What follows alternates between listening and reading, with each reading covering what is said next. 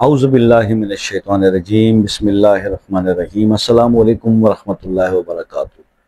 दोस्तों, पेश खिदमत है दौलत का मोजज़ाती वजीफ़ा।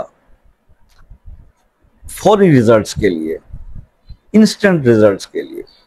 अच्छा, ये तो मैंने आपको बता दिया और नो डाउट के वजीफ़ा भी बहुत कमाल का है, बहुत ज़बरदस्त असर करने वाला है।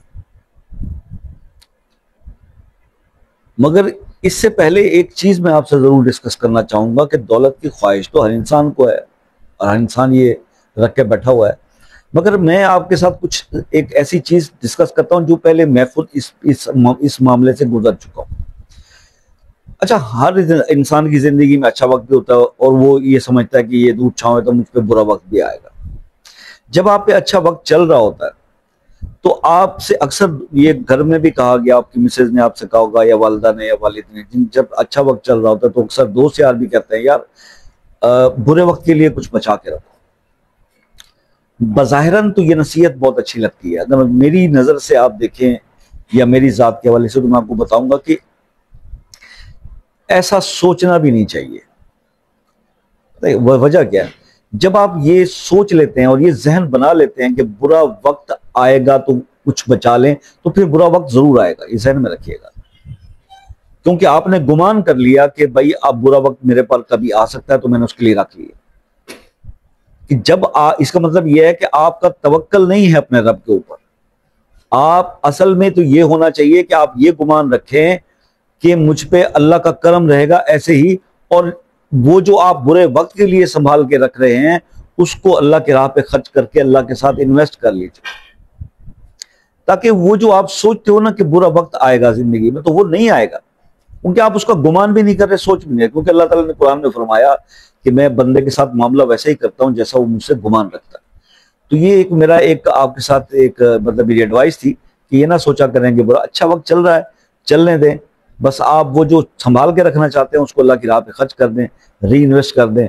जब आप अल्लाह के साथ तिजारत करेंगे, अल्लाह के बंदों पे, उसकी मखलूक पे खर्च करेंगे, तो मैं नहीं समझता कि आपकी ज़िंदगी में कभी फिर कोई ऐसा वक्त आएगा।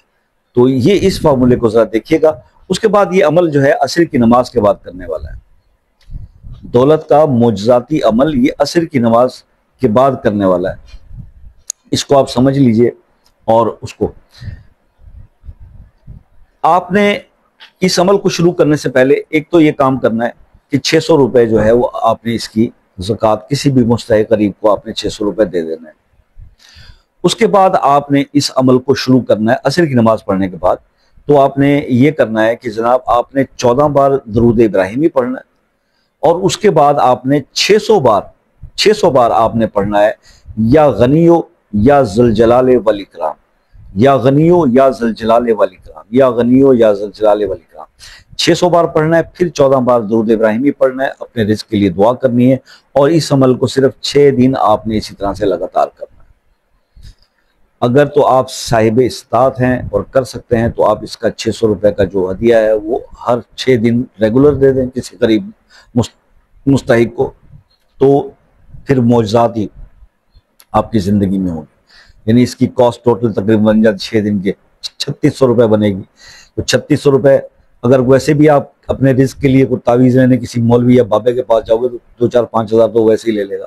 उससे अच्छा है कि ये सदका निकालें, ये खैरात, ये इसकी ज़कात निकालें और ये अमल करें। और आप हैरान रह जाएंगे कि 6 दिन के बाद जब आप अपने आप को देख रहे होंगे तो ऐसे गैब के दरवाजे खुलेंगे कि आपकी अकल तंग रह जाएगी। इस वजीफे को ज़रूर कीजिएगा, फीडबैक से आगाह कीजिएगा। और दूसरी बात, अगर अच्छा वक्त शुरू हो जाए और प्लस रिजल्ट्स आना शुरू हो जाएं लेकिन पूरी तरह से ना हो तो आप इसको फिर आगे बेशक उसकी हदिया ना दें, लेकिन इसको आगे आप कंटिन्यू कर सकते हैं।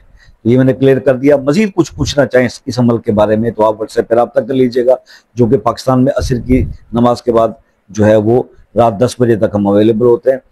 और दूसरे कंट्रीज़ के जो मेरे बहन भाई हैं, UK, USA, Canada, France, New Zealand, Australia, Norway, तो ये लोग जो है फ़ोन पे अपना टाइम ले लें कॉल करने का, जिसके कोई चार्जेस नहीं है, तो बड़े अच्छे तरीके से बात हो सकेगी। अगर आप किसी मसले में फंसे हुए हैं और वो हल नहीं हो पा रहा तो उसको खुसूसी दुआओं में अगर आप लाना चाहते हैं, शामिल करना चाहते हैं, तो अपना मसला अपने नाम के साथ कमेंट में ज़रूर लिखिए, ताकि उसको दुआओं में शामिल किया जाए।